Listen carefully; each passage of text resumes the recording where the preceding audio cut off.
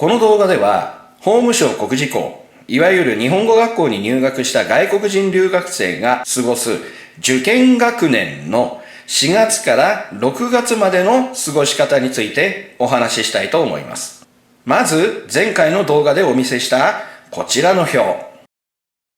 その受験学年の4月から6月、ここですね。この期間は日本留学試験の勉強に全力を傾ける期間となります。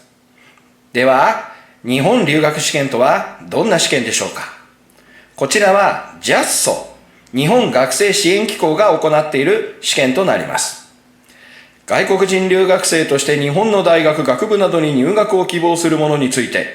日本の大学などで必要とする日本語力及び基礎学力の評価を行うことを目的に実施する試験です。とこれは JASSO のホームページに書いてある説明そのままですが、要は外国人留学生が日本の大学へ進学する際に受験する試験ということです。で、実はこの試験ができる前、外国人留学生が日本の大学に進学するには、一般の日本語検定試験と、私費外国人留学生統一試験というのが必要でした。この統一試験とは、基礎学力試験のみで日本語の試験がなかったんですね。アカデミックジャパニーズに対応した日本語の試験を基礎学力試験の私費外国人留学生統一試験に加える形で新しく日本留学試験ができたのです。ですので、日本留学試験の中身はこのように日本語の試験と基礎学力科目試験とに分けることができ、大学によっては日本語のみの出願が可能となっているのです。さて、最初にこの試験について、どこのサイトでも動画でもお話ししているような事柄を説明します。まず、日本語の試験で問われるのは、1、聴解、2、聴読解、3、読解となっています。また、これに4、記述試験を加えて実施されます。この1番から3番までの聴解、聴読解、読解試験の3つを合わせて400点満点。そして、記述試験が50点満点。これらの試験が125分で実施されるのです。この試験は俗に言う4技能5領域のうち、聞く力、読む力を判定します。これを受要と言います。そして、記述試験、これを加えると、書く力を見るもので、これを算出と言います。この4技能5領域について少しお話ししたいと思います。日本語に限らず外国語を学習する際、まず必要となるのが言語知識です。そして、その言語知識を使えるようにする。つまり、その言語知識を使ってやり取りができるようになるには4つの技能が必要です。まずは読む力、そして聞く力。この2つを受要と言って、要は読んでわかる技能、聞いてわかる技能のことを言います。それにさらに2つ、話す力、書く力。これを算出と言って、自分の意思を相手に伝えるための技能となります。この技能を使って最終的にやり取りをする。これらを4技能5領域と呼んでいます。と呼び方はいろいろあるんですけれどもね。そして、日本留学試験の日本語では、このうちの読む力、聞く力、書く力を測定します。しかも、前述の通り、一般的な日本語ではなく、大学で学問を学ぶために必要な日本語力を測る試験なのです。そして、4技能5領域で足りない範囲を入試ではかなりの大学が面接試験で判定しているのです。ということで、話を戻しますと、今のお話のようなことから、これらの試験に向けて勉強するには、まずは1年目のコミュニケーション能力の養成が重要となってきます。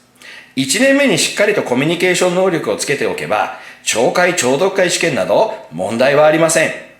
と言いたいのですが、私の場合1年生の年明けから対策を行っています。というのも、過去問題を解けばわかりますが、大学の講義を聞いて答えるような問題も出題され、そこで用いられる学問の語彙、それらの語彙など身につけなければならない必要な語彙がたくさんあるからです。そして、読解。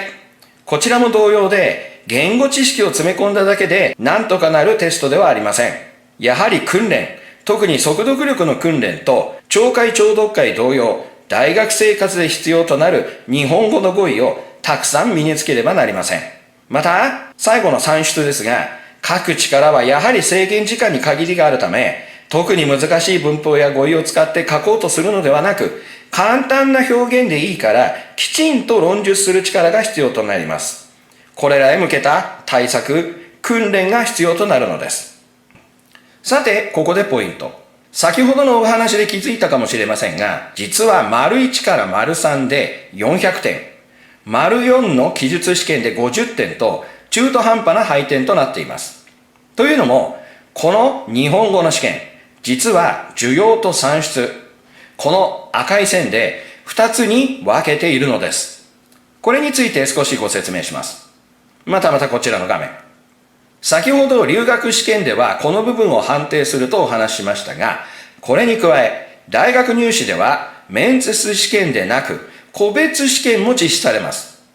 その個別試験と合わせてこちら。読む力と書く力も個別試験で判定されます。よって、大学によっては留学試験の記述試験の点数は判定材料とせず、個別試験で書く力を判定する大学があるのです。また、一部の大学で日本語能力試験での出願を認めており、そのような大学では日本語能力試験では判定されない記述試験の点数を除外することでバランスを取り、合否判定に使用しています。そのため、日本語の試験の中でこのような分けられ方が行われているのです。で、ついでに今、日本語能力試験の話が出ましたので、こちらのお話も少ししたいと思います。この日本語能力試験を4技能5領域に当てはめた場合、どうなるでしょうか？そう、こちらのようになるんですね。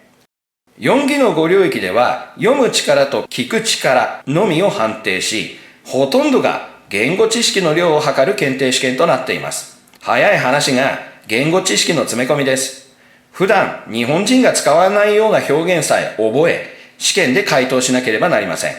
そこで次のような問題が生じます。こちら。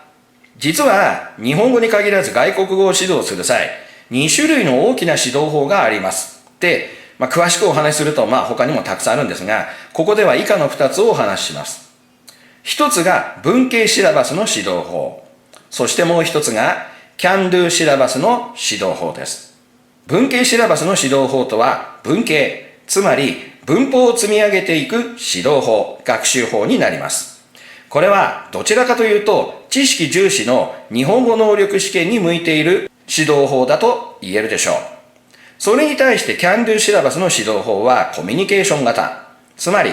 どちらかというと大学進学や日本留学試験対策に向いている指導法となります。つまり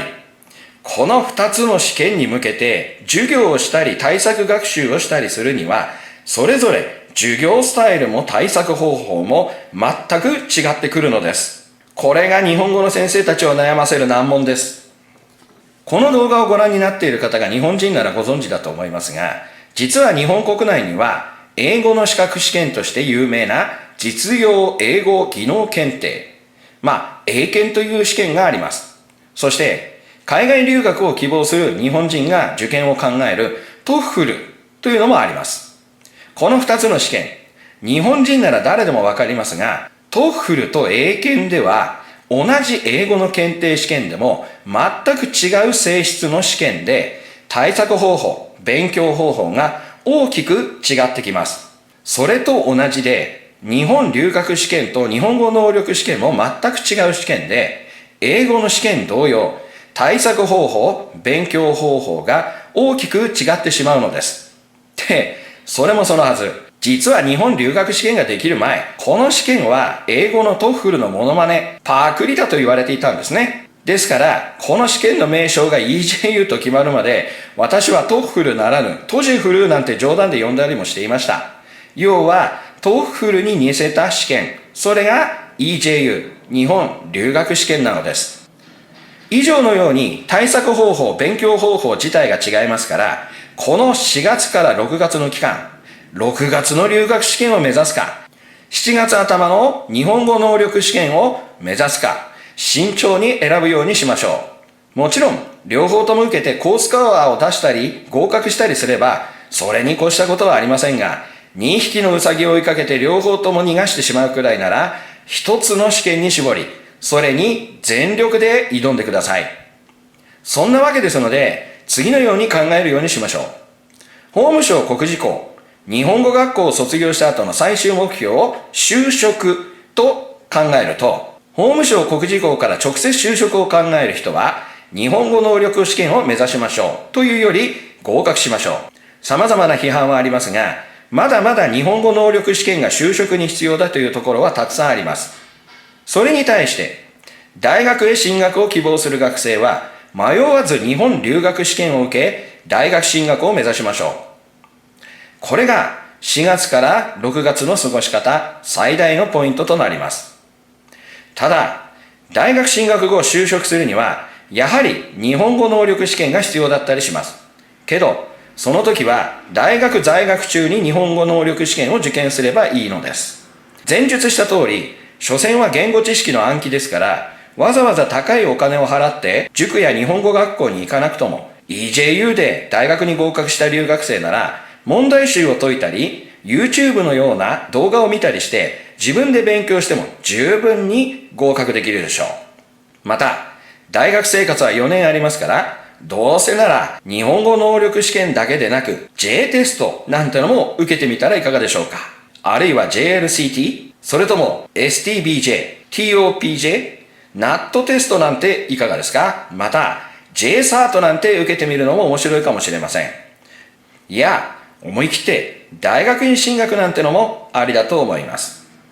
このように大学進学を考えている留学生は、大学に進学すればいくらでもそのチャンスが広がりますので、今慌てて日本語能力試験合格など考えず、まずは日本留学試験の日本語に全力を傾けてください。受験学年の4月から6月は勝負の月です。後で後悔しないよう全力で走り抜けましょう。